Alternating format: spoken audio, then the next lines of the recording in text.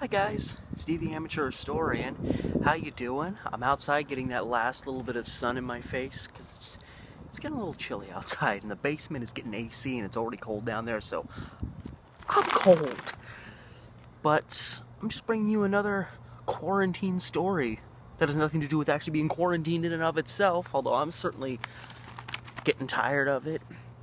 But, when I talk about these being kind of crazy stories, obviously some of them are more lighthearted comedically, but some of these stories, because you know how much I'm into crime and stuff, some of these are going to be stories that deal with darker subject matter, but are still strange, wild, and crazy to some extent or another. And this particular story got my attention because it regards a guy named Daniel Norman Williams, who was the last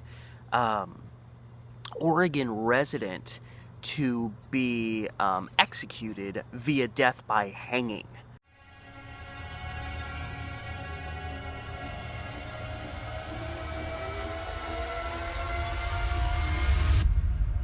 Williams was actually born in Canada in the 1850s, and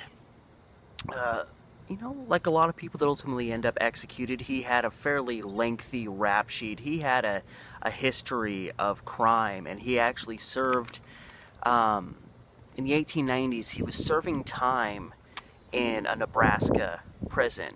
And shortly after his release, he moved over to Iowa, which is not too far to travel, but he moved to Iowa, and he met a woman named Alma Nesbitt. And for whatever the inspiration, they chose to move from Iowa all the way over to Oregon. And they purchased property, pretty substantial piece of property near Hood River, which is pretty far east of here, off this direction. Hood River's, I don't know, 40 miles away, 40 miles east of Portland, roughly, something like that. And the place where they actually bought property is kind of near where my aunt, I want to say used to live. They might still have, but they had a home just south of Hood River, and it's kind of, you start really feeling like you're getting out to the middle of nowhere. So, I mean, if it still feels like the middle of nowhere now, imagine how out in the middle of nowhere it was in the late 1800s. Because we're getting to the end of the 1800s when Daniel Williams and Alma purchased this property, and they're married secretly. Which, maybe they had certain motivations, but that's at least a little interesting. Usually when people get married secretly, they're usually younger. There's some really big definitive reason why they don't want people to know they're getting married, and these two didn't seem to really have that, so it was kind of strange that they got married so secretively, and I feel like Daniel was the one that was probably pushing that the most. But, so by 1899, they are married, and they both are essentially co-owners of this property. Like, he owns a portion of it, and she owns another portion, but it didn't seem like they both, owned it together. It was like they had this big piece of property, he owned a part, and she owned another part. And they were, once they bought it, they were out there trying to prep it to, give it more purpose. Maybe they were going to do farming out there. I'm not exactly sure exactly what their plans were. But they ended up moving to the Portland area. And that's actually where they were living. So they were having to do trips back and forth between Portland and Hood River. And Alma Nesbitt's mother also came and stayed with them, and she wanted to help them out while they were engaged in this undertaking. And it seems pretty obvious the objective of the property was to be used for some form of financial gain. And as the 1800s give way to the 1900s, it's the year 1900, and Daniel is overheard discussing this both with Alma, his wife, and Alma's mother, who again is there with them, trying to help out. He's overheard pressuring her and trying to get her to sell him her portion of the land. Like, trying to... It's really weird. They're a married couple, but he's still just like, honey, sell it to me. And it's like, well, we're married, and it was kind of... And so you kind of start getting, again, another more understanding to the idea that probably Daniel Williams was the one that was behind this whole let's get married secretly. Because there were, according to my notes in particular, these seem to be the things that bothered him the most, was he had a house and a barn and these things that were probably going to be used for, again, farming, something like that. It never really got into those details, the information I was reading. And he realized that some of these things, the barn and the house, had actually been built on her piece of the property. So if he was going to try to have some financial gain through that, it was going to be on her property, and she might actually have control. So now you kind of get why he was suddenly asking her to let him buy that piece of land from her. And there's not really an indication as to whether Alma was dead set against doing that, or whether she was, maybe open to that happening. But this is seen happening. It's March 8th, 1900, when all three of them board a train to head in the direction of Hood River. This is right after people overhear Daniel Williams trying to pressure his wife to sell him her portion of the land. And after the three of them board that train heading in the direction of Hood River, Alma and her mother are never seen again. And so, months go by. These three people leave town heading in the direction of Hood River, and all of a sudden, Daniel Williams is the only one that's seen again after that. And a couple months after this train ride, he tried to forge his wife Alma's signature in an effort to sign documentation to have her portion of the property transferred over to him. And he obviously did just a lowbrow garbage Bush League job, because it was immediately noticed that it was faked, and he was actually busted on that for forgery. And what's crazy is, again, this is only a couple of months after this train ride, so it's still 1900, and even at this point, it's been months since anybody has seen his wife Alma, and now this guy's trying to forge her name on documents, and still it seemed like nobody was really trying to figure out exactly what was going on here and why this guy. Maybe people weren't connecting the dots. The people that he was turning these documents into, maybe they didn't realize that his wife hadn't been seen for months at that point. They probably would have taken to looking at, but you'd think, he was indicted on it. He was legally indicted on this. You'd think the police would be looking in. You think one of the first things they would do when a man forges his wife's signature would be they would try to figure out where the wife is, to see what's going. Are you aware that your husband's trying to forge your signature in terms of a land snatch? And I don't know. It doesn't seem like any of that happened, or if it did, nobody really seemed invested in figuring out why his wife was nowhere to be found. So it was so years started to go by. 1901, 1902, 1903. We finally get to 1904 before something happens, and it's not the law enforcement doing it. It's a fellow named George Nesbitt. Now remember, Alma's maiden name was Nesbitt. This guy was her brother, and it's been like 4 years. She's been missing for 4 years. There's still no verification that she and her mother are dead. We just know that they haven't been seen for a while. And with it being 1900, it's not like today where, when someone vanishes, it's a lot more suspicious. There was a lot fewer people. There was a lot more open land out there. And if people disappeared for a long time, they built a cabin in the woods and are living out there. Whatever. It's none of my business. But after 4 years, George Nesbitt wants to find out what happened to his sister and his mother. Wouldn't you? And as George Nesbitt starts, digging into this and trying to figure out what happens, he comes all the way over to Oregon. And it's ultimately the primary reason in addition to the fact that he hadn't seen his mom and sister for years. Again, it's 1900. Phones are less common. You don't send letters too often. I'm assuming George Nesbitt still lived in the Iowa area while his mom and sister were out Oregon way. But George Nesbitt started getting notes from Daniel Williams encouraging him to not inquire To not, everything's fine. Don't bother wondering why your mother and sister are never contacting you anymore. Like, he went out of his way to be really suspicious. And of course, George Nesbitt gets these letters and is like, why is this guy pressuring me to not try to contact my mother and my sister, who I haven't seen, in such a long time?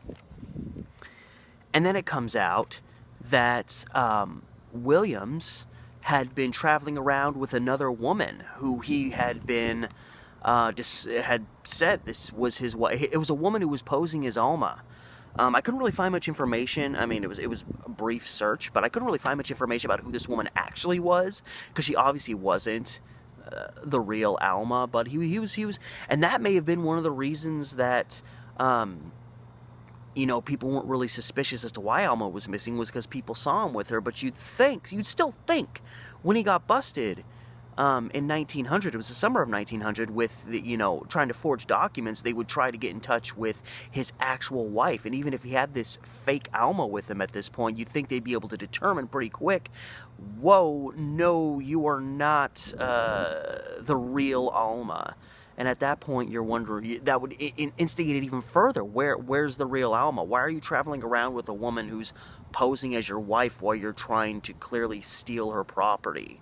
Again, there still should have been suspicion in relation to that. But anyway, George Nesbitt ultimately makes it out to this property that Daniel and Alma had purchased years earlier. And he starts, digging around and trying to find stuff. And one of the things is, again, much more rural. It's still rural out there today, but even then it would have been super rural. And I think Daniel Williams, he probably wasn't that brilliant of a criminal. I mean, the guy served time a lot.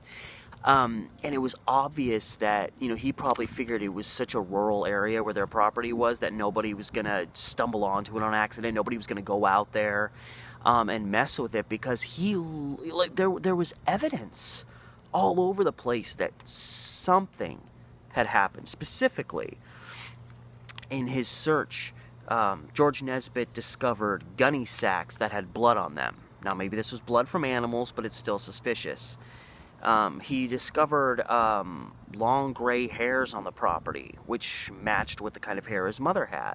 He also found a piece of scalp with brunette hair still attached, and Alma had brunette hair. Small discoveries, but it was enough to get the authorities involved, because even if this wasn't by some crazy off chance, if this wasn't Alma and her mother that they were finding, evidence of them dying from, it was obvious that something had happened out there, something that needed to be looked into.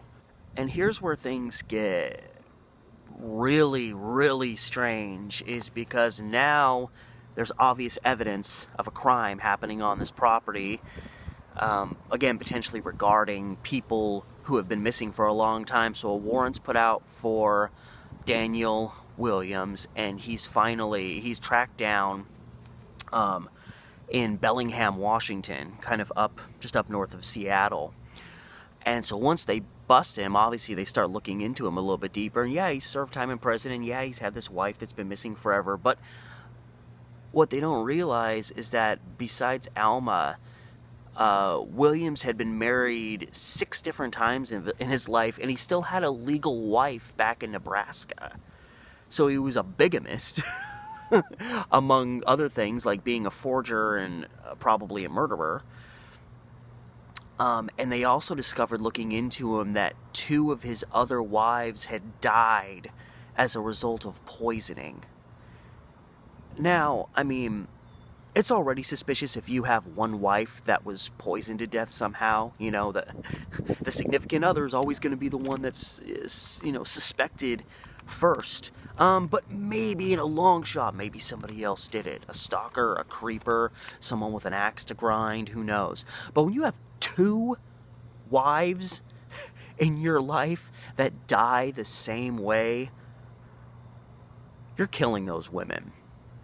And why he would kill why he would kill those other 2 wives, I don't know exactly. Maybe it was an ongoing thing. A lot of criminals kind of especially ones that kill people, will kind of have a same flow they go through. H.H. Holmes, iconic serial killer, he tortured and killed people, but it was also, he had a continuing objective. There was always like some kind of insurance scam connected to it. So he was also like having a financial gain with each person that he killed. So it could be that, Williams had, bought property or bought other things of value with these women and then killed them off so he could have full control of it, and then made money off of them, sold them off and made money, something like that. And then this was another, Alma was just the next wife that he did this to. So this guy had much seedier background than we even thought, even just discovering that the property he had with his wife was showing signs that someone had been murdered there. And again, with how rural it was pretty obvious that what was found there by George Nesbitt were small remains of his sister and his mother. But it was still kind of a hard sell, because with the few things that George Nesbitt found, it's still the bodies, the actual bodies, they hadn't recovered bones out there. They hadn't found somebody's head. I mean, again, this is years later, so they were probably only going to find bones at this point anyway, if they were lucky. So it's one of those things where they had to go with what little evidence they had, and if they couldn't prove that this little evidence that was found was significant, George Williams probably, he probably would have gotten off, or sorry, George Williams. It's the 1900, it's like around 1900, and I'm thinking George for everybody's name. Daniel Williams. He might have gotten off for this, but the prosecution brought on a chemist who used like a serum test that apparently was like a brand new testing technique that was being used to verify certain things. And using that serum test, I don't know how they did it, but they verified the scalp that was recovered with Burnett hair on it was from Alma, his wife. So that was a vindication that she was dead and that she had been murdered, or at least part of her body had been left in the vicinity of their property. And through their testing, they also determined that the blood found on the gunny sacks was in fact human blood. So you have at least pretty strong vindication that Daniel Williams murdered at least his wife, and likely, her mother.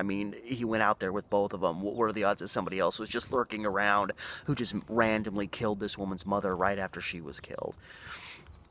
So they had at least enough vindication that Daniel Williams killed his wife, and that there was, human blood found there, like some gruesome death had happened, and that was enough for them to get a guilty verdict. And with a case like that, there was lots of appeals that made it to the Supreme Court, because again, any case where you don't have the body or there's a lot of circumstantial evidence, that's going to happen. But the state Supreme Court upheld it, and it was actually, because of this chemist work that was being done, it's regarded as the first major trial case that utilized forensic evidence in Oregon.